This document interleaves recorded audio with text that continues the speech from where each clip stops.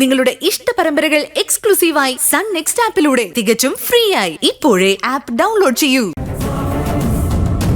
നീ ചെറുപ്പല്ലേ, ഇനിയും ജീവിതം ഒരുപാടുണ്ട് നിനക്ക് ബാക്കി. ഞാൻ പറഞ്ഞത് വ്യക്തമായിട്ട് മനസ്സിലായെങ്കിൽ നിനക്ക് നല്ലത്. ഇനി മറിച്ചാണ് നീ തീരുമാനം എടുക്കുന്നെങ്കിൽ നിന്റെ കേസ് എടുക്കുന്നത് ഞാനായിരിക്കും. നിന്റെ നിയമവും പോലീസും കോടതിയും എല്ലാം ഞാനായിരിക്കും. ഞാൻ അതൊന്ന് ഓർത്തു വെച്ചോ.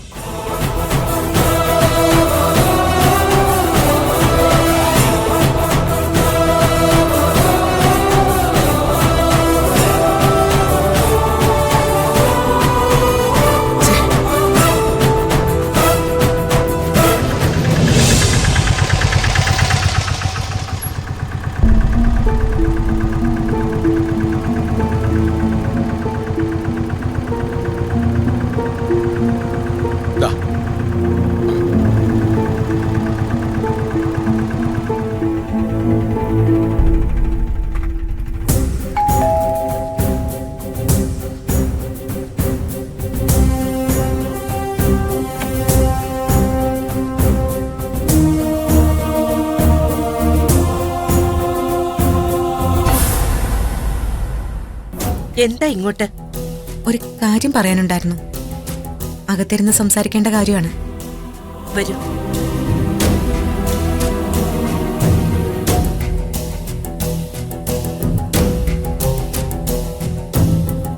ആരാ പറഞ്ഞേ?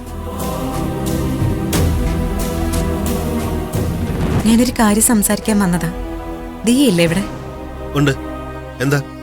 അത് ദിയെ കുറിച്ച് സംസാരിക്കാനാ വന്നത്. മോളെ കുറിച്ചോ? എന്ത് കാര്യം? ദിയയുടെ അച്ഛനും അമ്മയും അറിഞ്ഞിരിക്കേണ്ട ചില കാര്യങ്ങളാണ്. അതിപ്പോ എന്റെ മോളുടെ ജീവിതത്തെ ബാധിക്കുന്നതുകൊണ്ടാണ് ഞാൻ നേരിട്ട് സംസാരിക്കാൻ വന്നത്. ആണോ? സംസാരിക്കാം. നിങ്ങളിരിക്കും. വേണ്ട. മോളുടെ പ്രവൃത്തികൾ നിങ്ങൾ അറിഞ്ഞിട്ടില്ലെങ്കിൽ അത് പറഞ്ഞറിയിക്കാൻ വേണ്ടിയാ വന്നിരിക്കുന്നത്. അറിഞ്ഞില്ലെങ്കിൽ നിങ്ങൾ അറിഞ്ഞിരിക്കണമല്ലോ. അത് വേണം. നിങ്ങൾ കാര്യം പറയേ.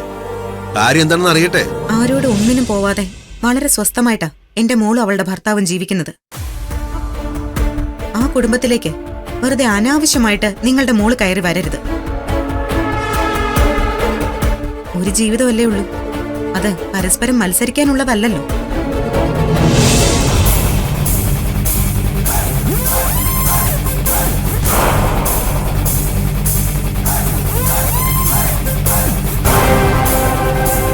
എന്റെ മോളുടെ പ്രായമേ നിനക്കുള്ളൂ. ഒരമ്മയുടെ സ്ഥാനത്ത് നിന്നാ നിന്നോട് സംസാരിക്കുന്നത്. എന്താ സംസാരിക്കാനുള്ളത്? നീ അനാവശ്യമായി ശരണ്യയുടെ കുടുംബജീവിതത്തിലേക്ക് കടന്നു കയറരുത്. നിങ്ങൾ എന്തൊക്കെയാ പറയുന്നേ? എനിക്കൊന്നും മനസ്സിലാവുന്നില്ല. മനസ്സിലാക്കി തരാം. നന്ദനും ശരണ്യയും ഒരുമിച്ച് ജീവിച്ചോട്ടെ. വെറുതെ അവരുടെ ജീവിതത്തിലേക്ക് നീ എന്തിനാ എത്തി നോക്കുന്നത്? അവരൊരുമിച്ച് ജീവിച്ചോട്ടെ. മുമ്പ് നീ നന്ദനെ പ്രപ്പോസ് ചെയ്ത കാര്യമൊക്കെ ഞങ്ങൾക്കറിയാം. അതെല്ലാം കഴിഞ്ഞുപോയ കാര്യമല്ലേ? അതെ, ഞാൻ ആരുടെയും ജീവിതത്തിലേക്ക് കടന്നു കയറിയിട്ടില്ല. ഇങ്ങോട്ട് കയറാതിരുന്നാ മതി. അതെ, നന്ദനോ ശരണ്യോ നിന്റെ ജീവിതത്തിലേക്ക് കടന്നു വന്നിട്ടില്ലല്ലോ. നീയല്ലേ അവര് പോകുന്നിടത്തെല്ലാം പോയി അവരെ ഇങ്ങനെ ശല്യപ്പെടുത്തുന്നത്. എന്ത് കാര്യത്തിന് നീ അങ്ങനെ അവരെ ശല്യപ്പെടുത്തുന്നത്? അത് വേണ്ടാന്ന് പറയാൻ വന്നതാണ് ഞാൻ. പ്ലീസ്, ഇവിടെ വന്ന് എന്റെ മോളോട് ഇങ്ങനെ കയർത്ത് സംസാരിക്കരുത്. അതെനിക്ക് ഇഷ്ടമുള്ള കാര്യമല്ല. പിന്നെ നിങ്ങൾ പറയുന്നത് പോലെ എന്റെ മോൾ അവരുടെ ജീവിതത്തിൽ എത്തി നോക്കാറില്ല. അത് അവളുടെ സ്വഭാവമല്ല. അവിടെയാണ് നിങ്ങൾക്ക് തെറ്റുപറ്റിയത്. മോളുടെ സ്വഭാവ വൈകൃതങ്ങളെ കുറിച്ച് നിങ്ങൾ അറിഞ്ഞിട്ടുണ്ടാവില്ല. ലാളന കൂടിപ്പോയതിന്റെ ദോഷ. കുറച്ചുകൂടി മാന്യമായിട്ട് സംസാരിക്കണം. ഞങ്ങളുടെ മോളെ കുറിച്ച് ഞങ്ങൾക്കറിയാം. നിങ്ങൾ പറയുന്ന പോലുള്ള സ്വഭാവം ഒന്നും ഇവൾക്കില്ല. അത് അവൾക്കുണ്ടാ പറഞ്ഞേ. അത് നിങ്ങൾ തിരിച്ചറിയണം. അതെ, എന്റെ അച്ഛനും അമ്മയ്ക്കും എന്നെ അറിയാം. അത് നിങ്ങൾ പറഞ്ഞു പഠിപ്പിക്കണ്ട. പഠിപ്പിക്കും.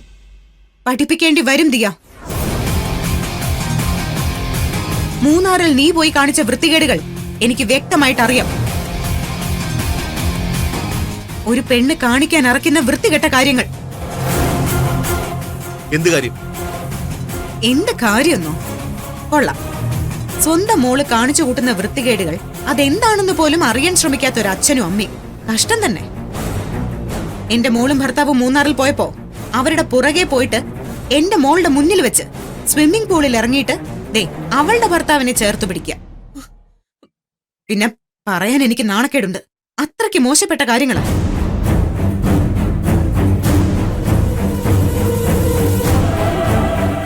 അതെല്ലാം വീഡിയോയിൽ പകർത്തിയിരിക്കുന്നു.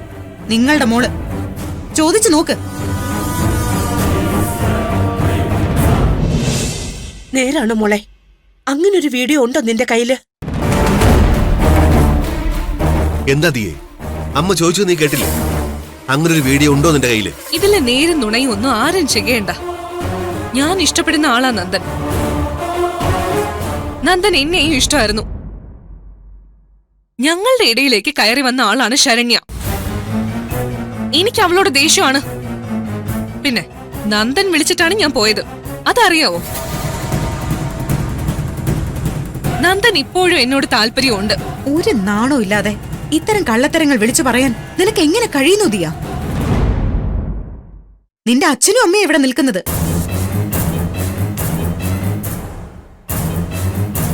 അവരുടെ മുന്നിൽ വെച്ച് ഇത്തരം കാര്യങ്ങൾ നീ പറയരുത്. നന്ദൻ ഒരിക്കലും നിന്നെ വിളിക്കില്ല എന്ന് ഞങ്ങൾക്കറിയാം. നീ പറയുന്നത് കള്ളമാണെന്ന് നിന്റെ മുഖത്ത് തന്നെയുണ്ട്. നന്ദന് നിന്നെ കാണുന്നത് തന്നെ ഇഷ്ടമല്ല. എന്ന് നിങ്ങളോട് ആര് പറഞ്ഞു? ഞങ്ങൾ തമ്മിൽ ഇപ്പോഴും നല്ല ബന്ധത്തിലാ. അത് നിങ്ങളെ ബോധിപ്പിക്കേണ്ട കാര്യമൊന്നും എനിക്കില്ല. ഒരു കള്ളം എത്ര ആവർത്തിച്ചു പറഞ്ഞാലും അത് സത്യമാവില്ല. കള്ളം കള്ളം തന്നെയായിരിക്കും.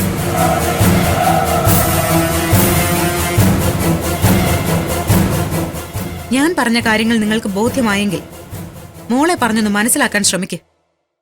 ഇത്തരം നാണം കെട്ട പ്രവൃത്തികളിൽ നിന്നും പിന്തിരിയാൻ പറയണം. ദേ, ഇനി ഇത്തരം നാണം കെട്ട കാര്യങ്ങൾ ആവർത്തിച്ചാൽ നീ ഓർത്തോ, വേലി ചാടുന്ന പശുവിന് കോലുകൊണ്ടാണ് മരണം. നന്നായിട്ടൊന്ന് ജീവിക്കാൻ നോക്ക്. നല്ലൊരു കുടുംബജീവിതം ഉണ്ടാക്കാൻ നോക്ക്. അല്ലാതെ മറ്റുള്ളവരുടെ കുടുംബജീവിതം നശിപ്പിക്കാൻ നോക്കരുത്. നിങ്ങൾ എന്നെ ഭീഷണിപ്പെടുത്തുകയാണോ? അങ്ങനെ തോന്നിയെങ്കിൽ അങ്ങനെ തന്നെ. എന്റെ മോളുടെ കാര്യത്തിൽ അവളുടെ അമ്മ എന്ന നിലയിൽ ഞാൻ എന്തും ചെയ്യും. അതുകൊണ്ട് എല്ലാം ഇവിടെ നിർത്തിക്കോ.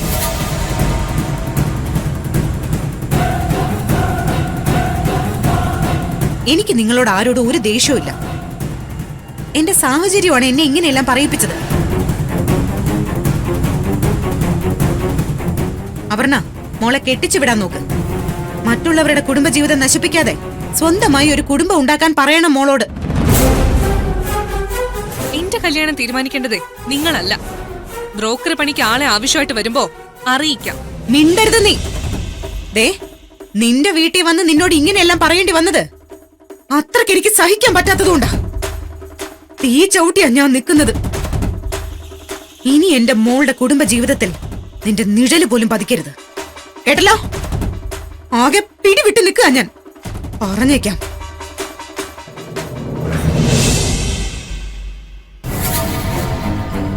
നിങ്ങളൊന്ന് പറഞ്ഞ് മനസ്സിലാക്ക്. അപർണയ്ക്ക് എന്നെ മനസ്സിലാവും.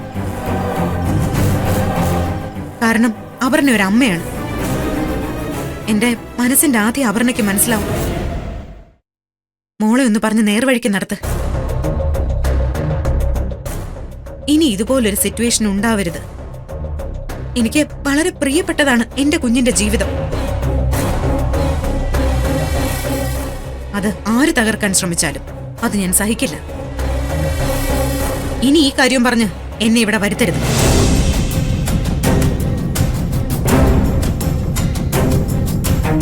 നീ മനഃപൂർവ്വം ദ്രോഹിക്കാനായിട്ട് വീഡിയോ എടുത്ത് വെച്ചിട്ടുണ്ടെങ്കിൽ അതങ്ങ് കളഞ്ഞേക്കണം. നിനക്ക് പോലും കാണാനായിട്ട് അത് നിന്റെ കയ്യിലുണ്ടാവരുത്. ഇനിയിപ്പോ അത് വെച്ച് അപമാനിക്കാനാണ് ശ്രമമെങ്കിൽ അത് നടക്കില്ല.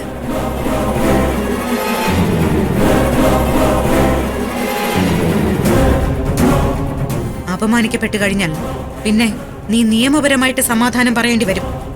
അത് ഓർത്തിരിക്കുന്നത് നല്ലതാ. എന്റെ മോള് പഠിച്ചതേ നിയമമാ. നിയമത്തിന്റെ ഏതറ്റം വരെ അവള് പോവുകയും ചെയ്യും. അതിനിട വരുത്തരുത്.